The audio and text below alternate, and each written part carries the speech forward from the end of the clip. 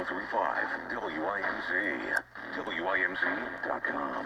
This is David Bowie in the studio for the making of Young Americans and Station to Station. How did you part company with Mick Ronson and that band? And how did you draft and recruit an entire new band mid-tour, mid-career left turn? Yeah, let me see. How did that really happen? I think that I just went out on a limb and sunk the whole operation because I had this terror in my mind that I was going to be trapped with Ziggy and the Spiders as that early. Oh, yeah. I knew then. And there was no way that I was going to be trapped inside that character as being the rest of my life. For me, I mean, I have an incredibly short attention span. Once I've completed something, that was really interesting. I enjoyed doing that a lot, but shouldn't we be moving along now to something else? You know, it's getting a bit tired, you know. And I just didn't want to do that. Extremely. Mick also wanted, I know, very much to have a career of his own, and indeed he did have a fairly successful career when he first left me with a couple of albums that he made. But I didn't quite know what I was going to do. I didn't know what I would do once I'd done. I mean, I really sort of painted myself into a corner by finishing the Ziggy and the Spiders. And in a way, that's also a freedom because it meant that I had everything and nothing all at the same time.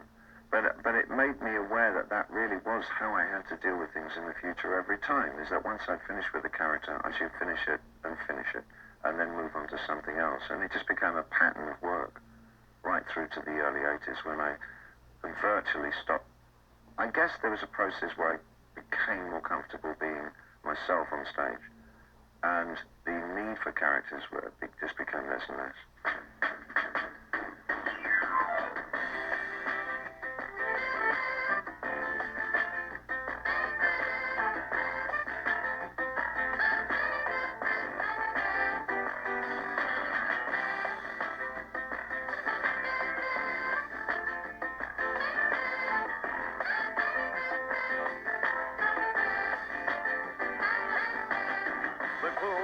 Behind the bridge, he lays her down.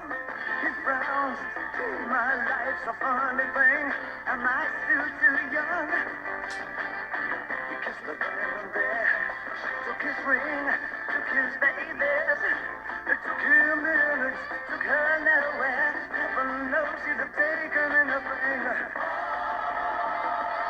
All night, she was a young American.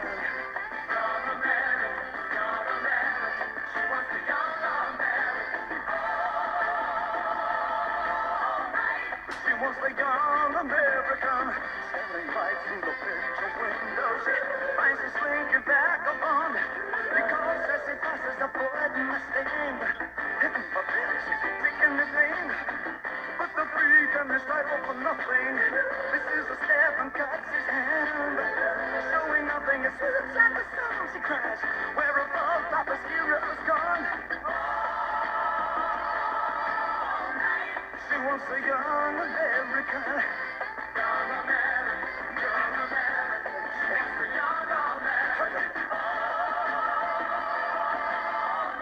Well, she wants a young American. All the way from Washington.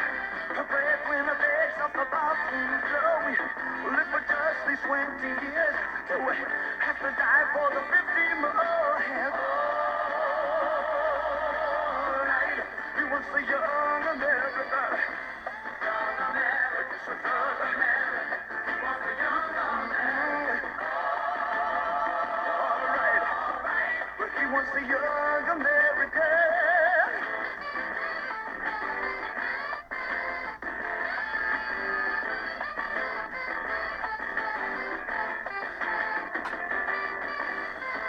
Do you remember your President Nixon? Do you remember the bills you have to pay, or even yesterday?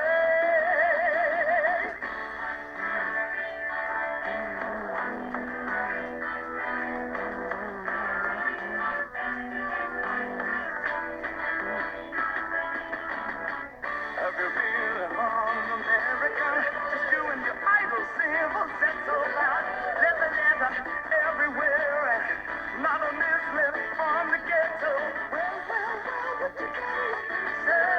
In case, just in case of depression. Sit on your hands on the buses of divers, blushing at all the Afro sealers. Ain't that close to love? Well, ain't that close to love? Well, it ain't that far to door. Hearts been broken just like you have. All night, what the young American, young American. All night, you want the young American. You ain't a pimp, you ain't a horse. A pimp's got a Cayenne, a lady got a Chrysler. Black's got the stand, white's got a soul train. Mama's got tramps, and look at your handshake. I got a sweet and you got the beat. Is there a man who can say no more? Is there a woman I can suck on the shore? Is there a child I can help with that judging? Is there a band that will write before they die? Ain't you proud that you struck our faces? Ain't there one dance song that can make me break down and cry?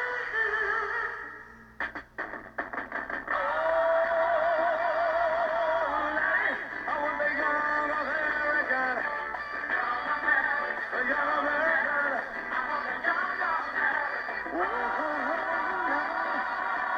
I want the young American, young American. I was with you once, I was with you once. You want what I want you, you want I want you one. I want you one.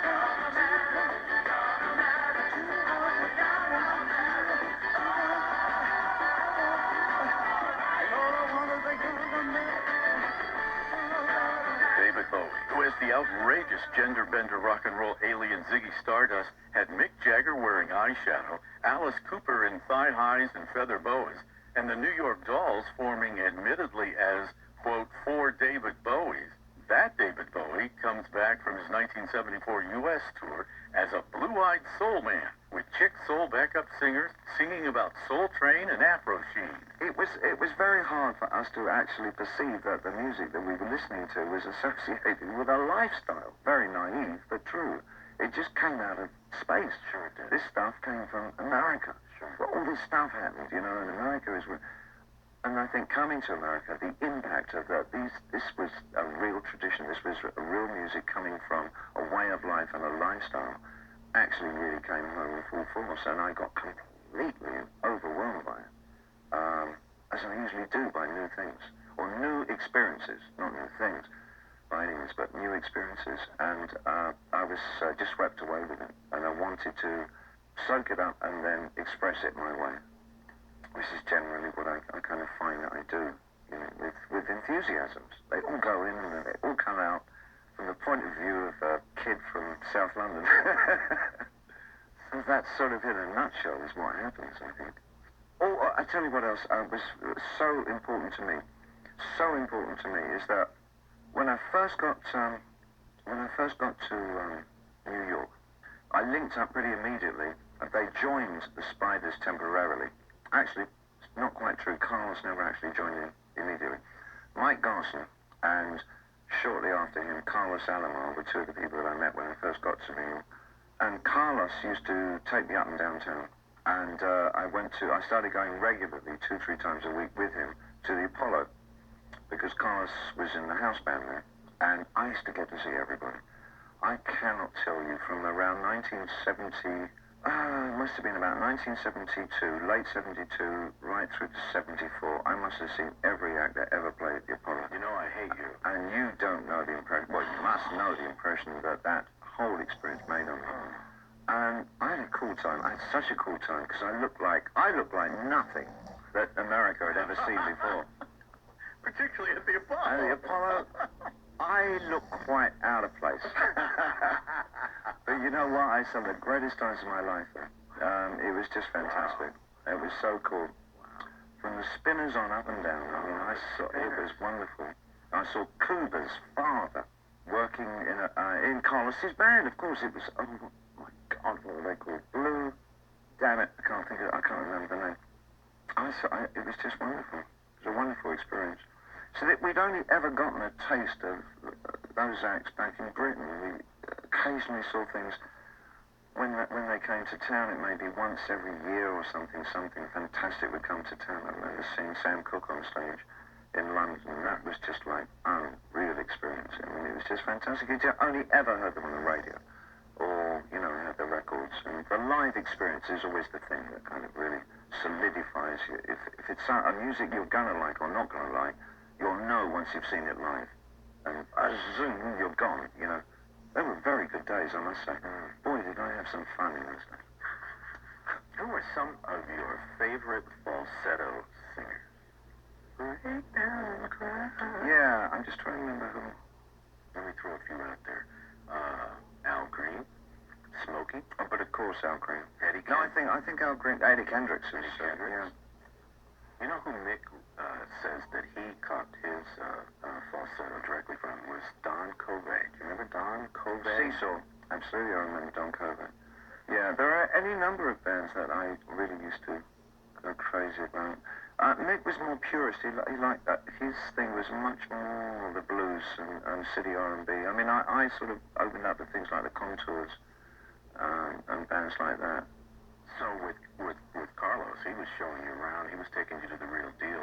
And also he used to take me to places like the Leopard and all the Latin clubs, which was, of course, part of his background. And so I used to learn all the moves and all that and just watch the kids.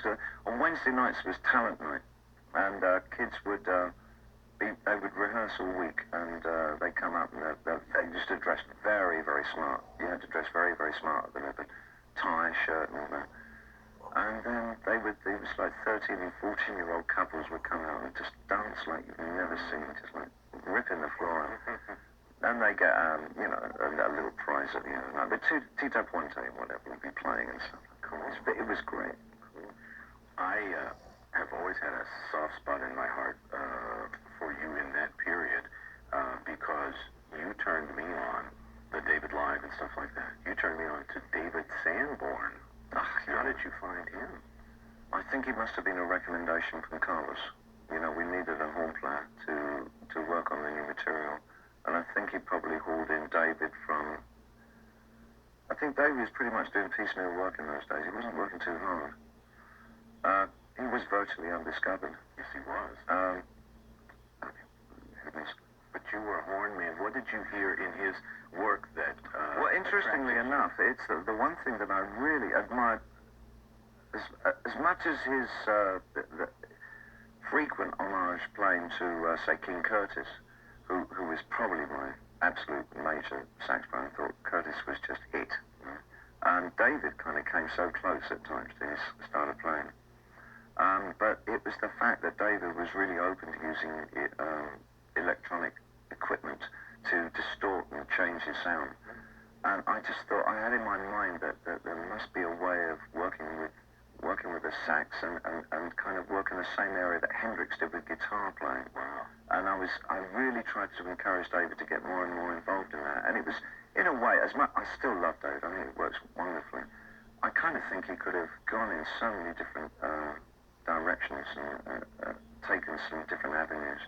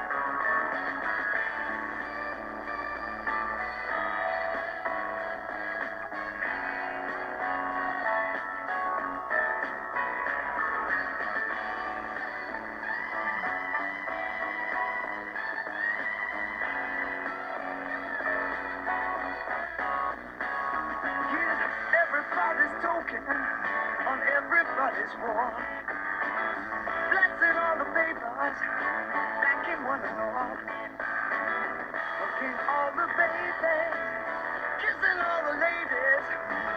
Doing all that you think about, writing on the wall. You're so divine, you're so shines, breaks the night, sleep tight. Ever loving face, smile on the whole human race. He says, I'm somebody.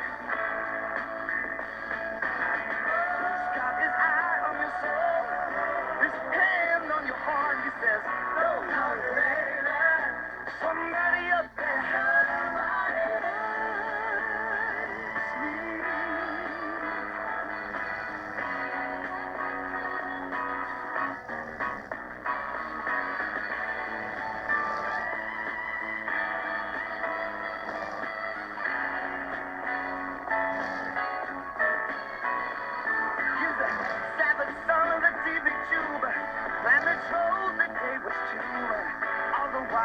Men around predicted that a man was found who looked a lot like you and me, and that one that sense could see.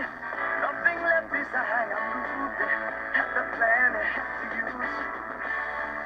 It's so divine, the soul shines, breaks the night, sleep tight. Ever loving face, smile. Of human race.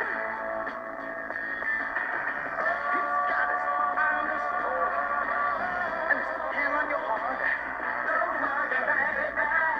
Somebody up there. Somebody plays my song and tune. Makes me stronger for you. What's the way when we were young? Any man was judged by what he's done. Now you pick them on the screen where they feel. If your eye on your soul and your hand on your heart, he said, somebody up there.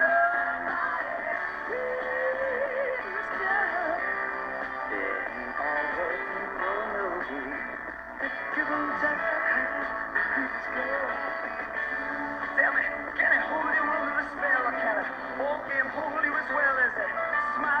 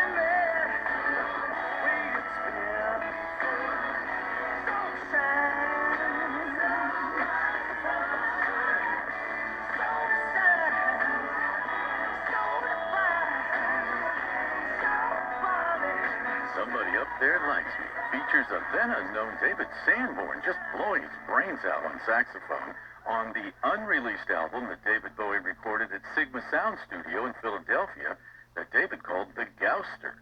Sigma Sound's personnel were responsible for a string of hits produced by Kenny Gamble and Leon Huff for the OJs, Harold Melvin and the Blue Notes, Billy Paul, and Teddy Pendergrass. You turned me on to David Sanborn, who helped me discover modern jazz and jazz fusion. And I will always be indebted to you for that, because you brought that into my... That's so cool. See, you brought that into my musical palette. It wasn't there before. I would have stopped with, Motown. Well, that's interesting. When I was very young, when I first got saxophone, I wanted to be Jerry Mulligan. That was that was the guy. Because one, he was white, and two, he had a fabulous haircut. And when you're 14, that's like really important, Oh yeah, and he also played really good sax. But I thought, this guy is playing that. He's out there playing that music, and I could do that. Well, before that, in fact, I was going to be, when I was really, the first time I ever saw a saxophone, I thought, I'm going to buy one of those and join the Little Richard band. That's what I'll be when I grow up. Because he was the first artist that really did it for me. You would have looked like a fluorescent light bulb. A fluorescent light bulb vertically on stage. Can you imagine? Richard was fantastic. And when I saw that sax line-up that he had, I thought, my God, I want to play one of those. That looks so cool. And then one of the guys stood up on the piano and played a solo. I thought, that's great. That's what I could do for a living. Stand on a piano. And dress in those really cool mohair suits. This is the life. I don't have to be in an office. It was interesting, I never met Richard until many, many, many years later. And I think probably of any artist at all, he's probably the one that really absolutely convinced that music would be my life. I mean, when I would just have a wind-up record playing, it was all 78s in those days, and I say, wonder what they were on in those days. London American, I think, was the label that he was on in Britain.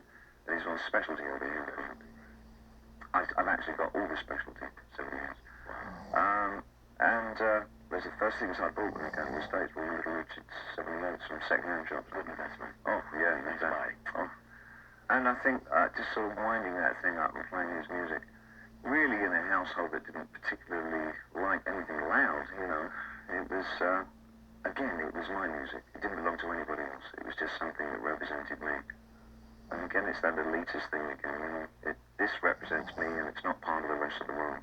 Still to come, David Bowie gets an impromptu visit in the studio by John Lennon, and their combined fame lands at #1. Follow In the Studio on Facebook, at Redbeard Rocks on Twitter, and online anytime at inthestudio.net. I'm Redbeard, focusing on David Bowie's young American years from 1974 to 78 in the box set, Who Can I Be Now?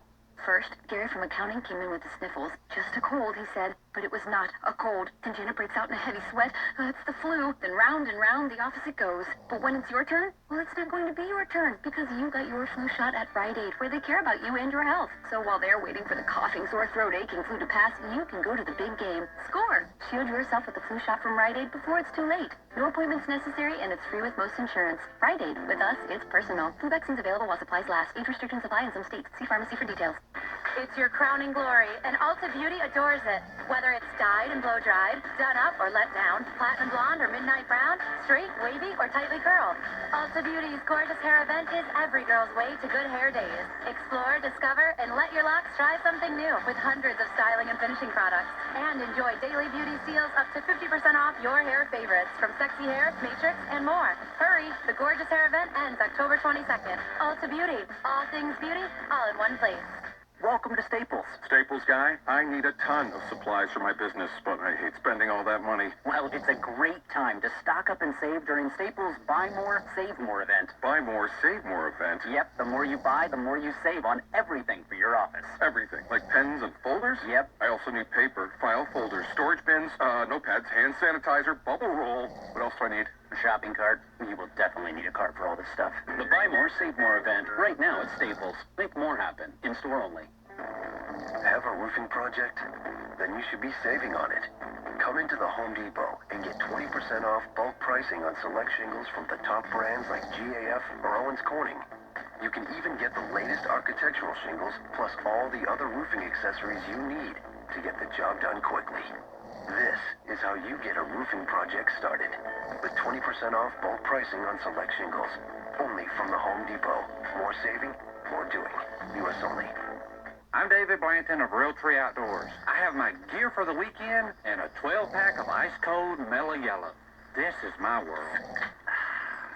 For a limited time, Mellow Yellow and Realtree have come together to bring you a delicious blend of lemon, lime, and orange flavors to keep you going for your next adventure. Mellow Yellow, this is my world. Refresh your day with the delicious citrus taste of an ice-cold Mellow Yellow. Grab your Mellow Yellow Realtree product for a limited time only at your local Weigels today. Mellow Yellow, this is my world. Big R here. Flonase Allergy Relief lets you enjoy the outdoors again. And now Flonase wants you to enjoy it even more by giving one lucky Knoxville listener an ultimate outdoor package filled with top-of-the-line camping equipment valued at $2,000. Simply click on the Flonase banner at WIMZ.com to register. Plus, all entries are automatically entered to win a fabulous grand prize trip for four to beautiful Hawaii to smell the flowers and enjoy the outdoors with Flonase Allergy Relief. Flonase Allergy Relief is available over the counter at your local store. No purchase necessary. See rules for details. WIMZ. Thanks for rejoining us in the studio. David Bowie here with Redbeard. But I've never heard the particulars of how you composed Fame with John Lennon. I kind of gotten to know John around that period. I think that was the beginnings of our relationship, in as much that we just bumped into each other quite a few times and had gotten drunk a few times and spent a few nights out and all that. And he came to the studio in my absence. I didn't get in till about an hour later. I didn't know he turned up. He and Carlos were fooling around with a riff that Carlos had pulled out of the bag for an earlier song that we used to do on stage called Foot Stomping by the Flares. I don't know if you remember that. It was the B-side of on the B-side of that was I wish I could shimmy like my sister Kate. Now that I've heard. But not the Flares version. No, not the Flares version. Yeah, and so we were Carlos was using that riff as the foundation of this thing that we did called Foot Stomping. Everybody young and old learns how to rock and roll.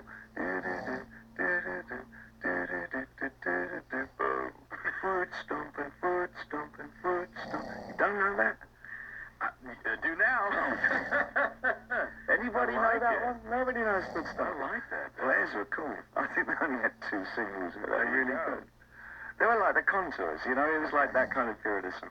And so Carlos had ripped that one off and was kind of playing it in the studio. Then I came in. I don't know, it just pulled together really quickly after that. It was a really, really fast session. Not much to it. Now, in the background, on one of the lines, John was singing, "Aim," and that was basically the substance. That was John's minimalist but incredibly important contribution to the song. And he also wrote the 3 chords in the front on the piano that we then turned around backwards and went back.